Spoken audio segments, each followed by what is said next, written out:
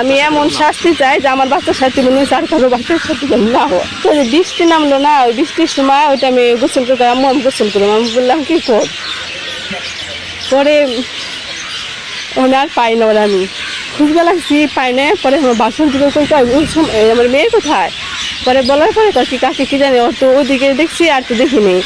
পরে আমি খুঁজবে এলাচ্ছি, এমন করতে করতে পরে আমার বাসন দিকে কি তাকে অলরেডি পুকুর পাড়ে দেখছি আমি।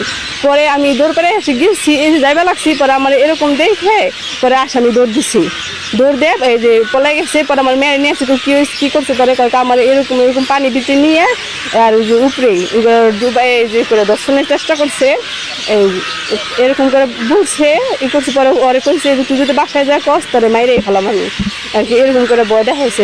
আমি এমন শাস্তি চাই যে আমার বাচ্চার সাথে মনে হচ্ছে আর কারো বাচ্চার সাথে যেন না হয়। সব মশার বিরুদ্ধে সুরক্ষা দিতে এলো বসুন্ধরা এক্সট্রিম অ্যারোসল, মশার বিরুদ্ধে এক্সট্রিম সুরক্ষা।